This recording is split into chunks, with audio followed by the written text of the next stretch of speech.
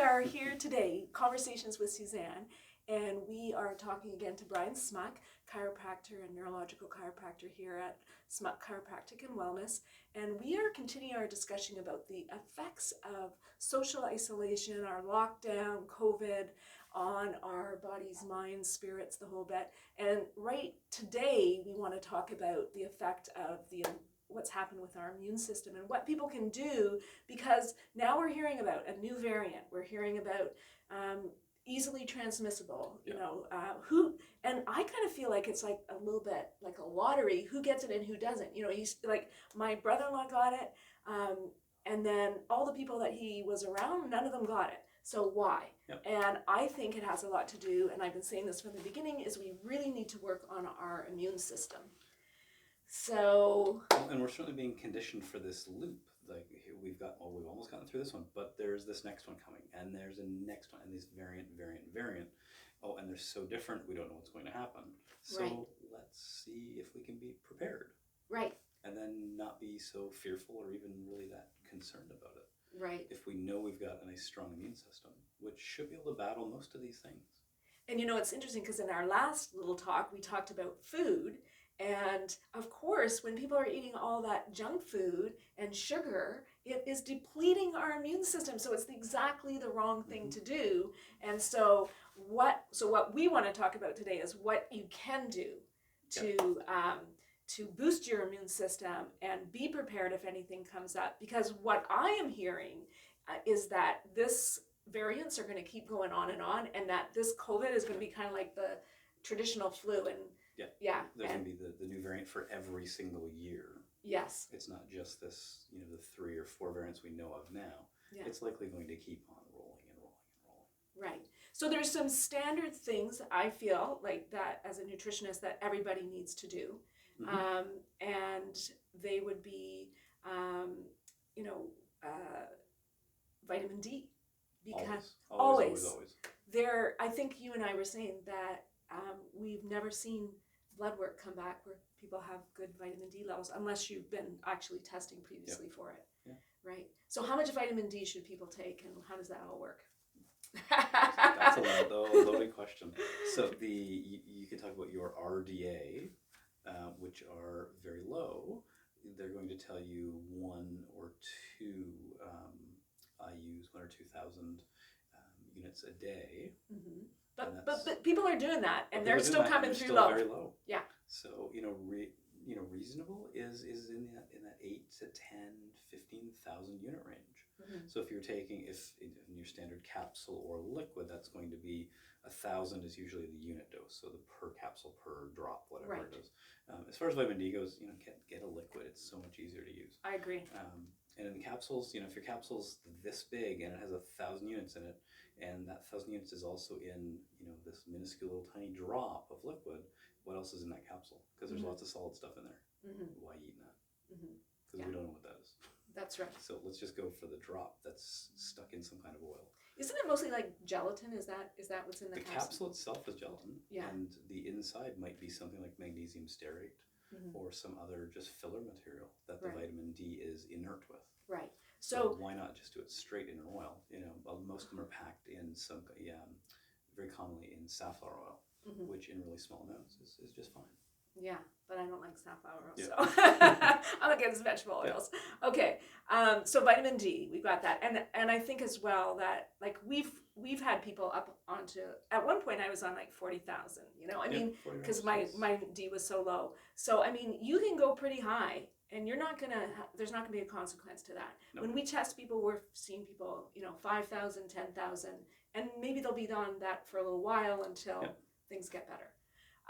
And what's interesting too is it's even hard nowadays to get tested for vitamin D, because you go to your doctor and your doctor says, well, why do you need that?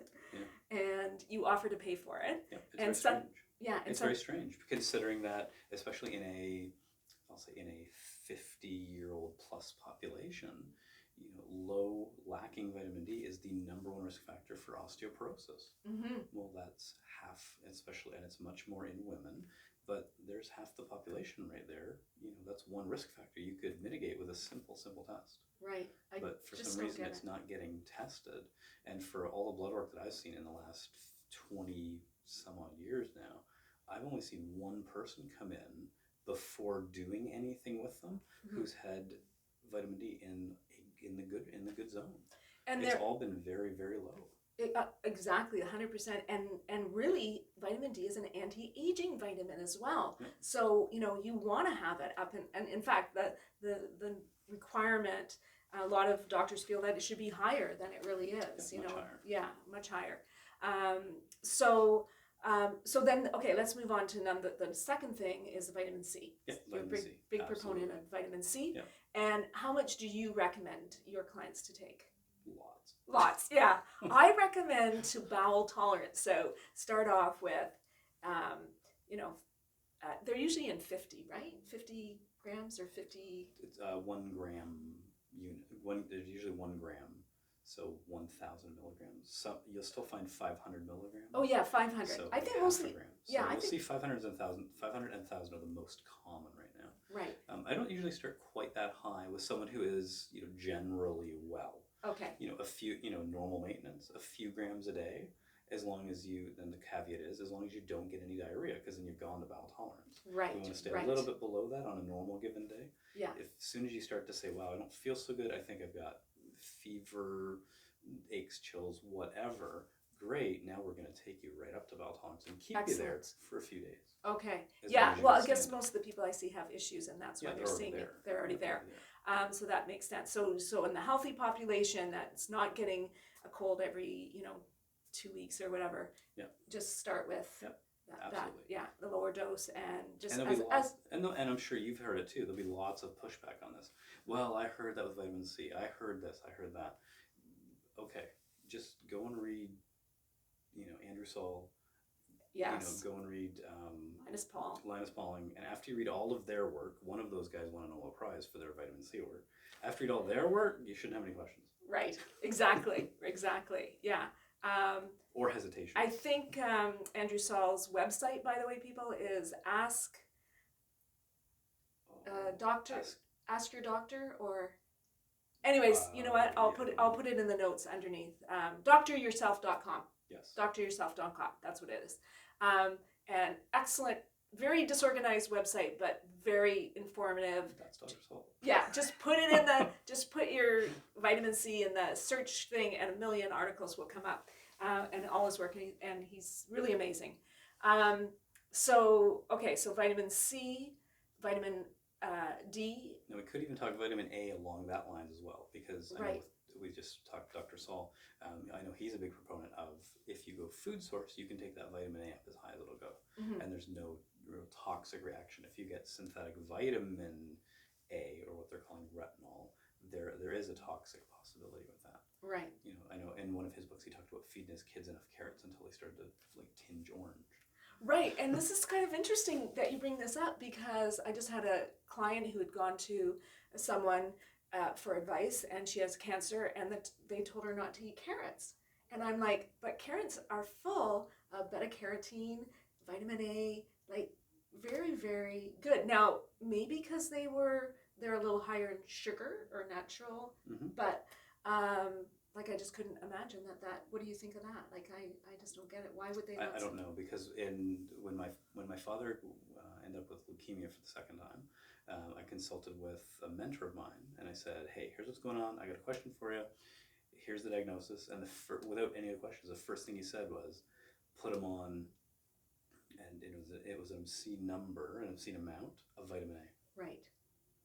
So, and carrot has that in it. So we got vitamin A, we've got vitamin D, C, and then another, like, again, in blood work or when we do testing, we find that almost everybody's deficient in zinc. Yep. Yeah, there's actually a test you can do where you taste zinc, and if it tastes like nothing, that means you're deficient. Yep. And we did a whole room full of people. There was probably 20 people, and only one person actually had a bad taste in their mouth from the zinc. Yep. So 19 people out of 20 were deficient in zinc. Yep. Zinc's important for men especially too, and immune system. So how much zinc? And Just on any given day, in the 25 milligram range. You don't need lots and lots of zinc. If you do take lots of zinc, many people get very nauseous from it. So you know you've had too much. Yeah. Okay. And it's Nausea usually pretty is quick. Yeah. And it's usually pretty quick. Okay. So you don't need, if you see 100 milligram or 200 milligram tablets, that's going to be way too much. In that 25 gram range is about right. So maybe you go to the store and you find, well, look at that. And zinc's pretty cheap. It's not going to be something you really need to get brand specific with, but you might only find 50 milligram tablets. Great, break them in half. Break them in half. Just throw the other half back in the bottle for the next day. Okay. Quercetin is something that I've been recommending a lot, and especially for people who have allergies. This is a great time that they should already be starting in March to take regular quercetin. Tell us a little bit about quercetin. Why? One of the biggest mechanisms with quercetin is actually what opens the door for zinc to go into a cell. Okay, so good to combine the two. Yeah, that's probably its biggest role, and that's research from a guy named Critchen, a Canadian at McGill, I think. Lots and lots of research on that, and that was his takeaway was to get zinc where it needs to go to be of benefit, which is in the cell, in order to produce white blood cells, etc. You need quercetin to basically escort it in, and that quercetin also helps act kind of like a guard at that door, which is the same door viruses try to enter the cell in order to replicate. Okay. Is it not true as well that they're giving quercetin and zinc to people who have COVID? Like there have been, So if you read like frontline doctors and a lot of the other U.S. doctors who have been fairly outspoken, that seems to be the method of choice is certain medications along with zinc is usually number 3. There's usually hydroxychloroquine and some kind of antibiotic as well. And zinc is usually, that's like the 1, 2, 3 punch they've been using. So thankfully, they're actually seeing that vitamins are important in terms, and how, are they giving vitamin C in hospitals? Have you heard that? I haven't heard that one from them so much. I think Andrew Saul was actually doing a study in China. He's in China doing that with vitamin C. Yeah, and having good success with that as well. So from the American doctors, I've only been reading primarily on the 2 drugs plus the zinc. So that's American. How about Canadian? We're not really hearing anything. We're not hearing anything from. Yeah, this is a huge problem that we have here for sure. What about? Okay, so then beyond that, what are some? So those are the kind of like the basic. Would you say that's the basic bundle? Absolutely. And then what might we also add onto there? Like let's say somebody now is feeling like, okay, I'm coming down with a cold, or I'm feeling run down. Maybe I'm getting something. Maybe I have something viral, whatever. So then, where do you proceed from there? Well, if we, in general, I would be looking at things like oregano oil. That's always popular between you and I. Oregano oil, elderberry extract. Elderberry is a great antiviral, really specific.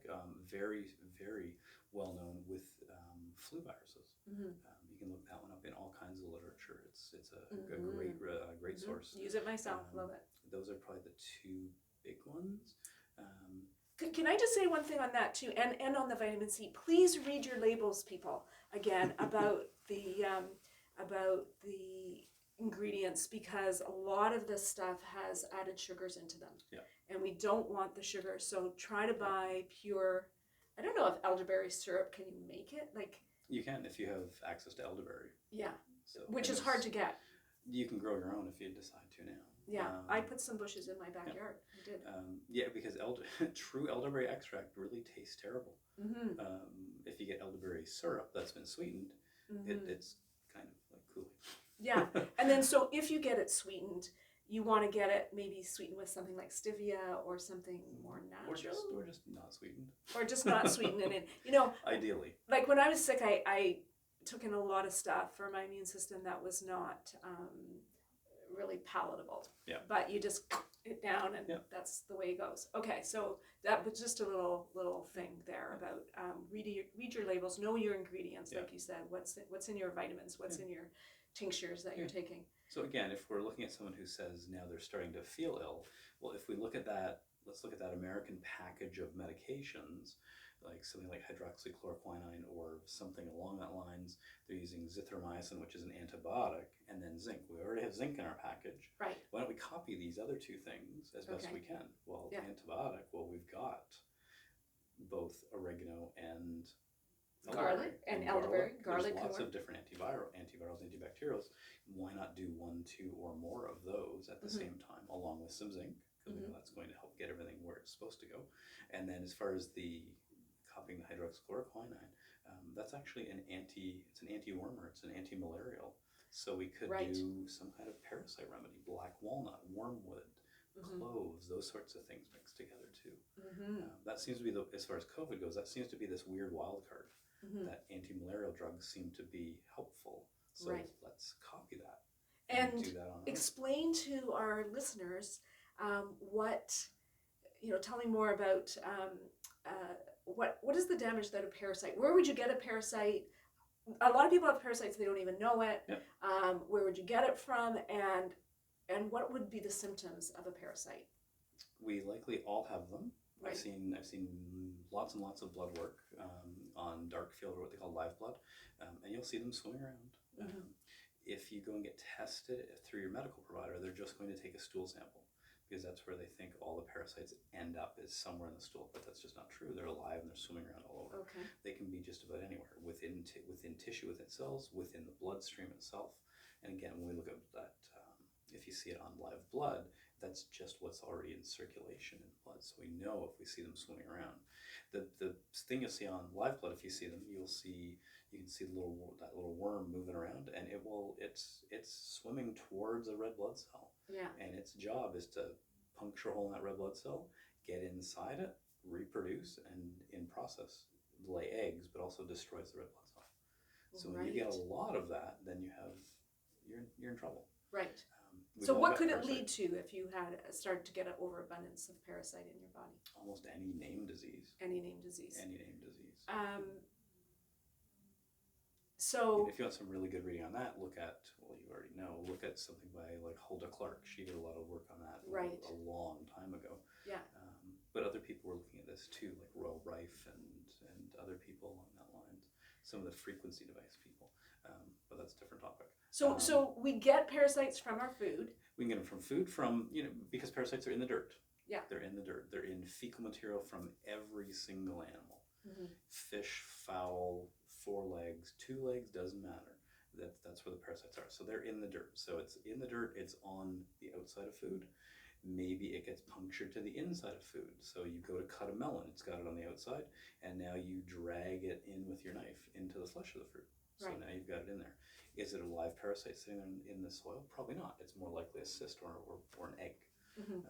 But they're everywhere, and hopefully fish, our immune system, especially fish. Fish, it's right in the flesh.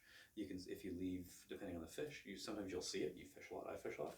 If you open up certain kinds of fish, they tend to be in certain bodies of water. They tend to be already known as a wormy. And you can see that yellowfin tuna in the Gulf of Mexico. You can see you'll see worms being pulled out as they're filleted.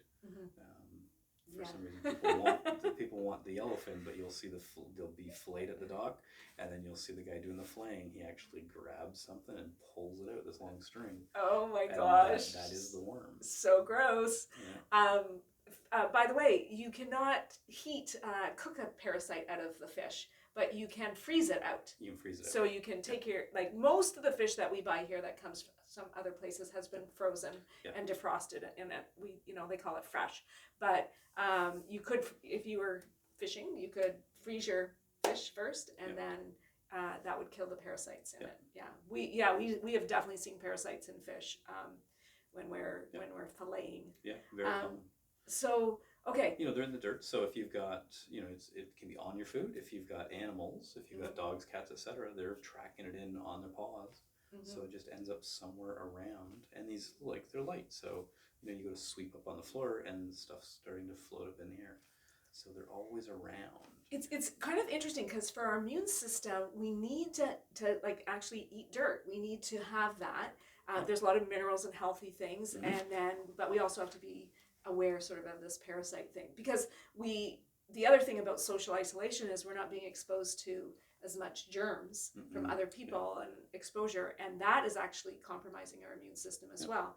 And we need the germs so that we have healthy bacteria in our gut, so it affects our digestion. So it's really quite a conundrum in a way, because you want to be careful about what you eat, and yet you need dirt. You know, taking a lesson from pick any native culture around the world, north, south, equatorial, doesn't matter.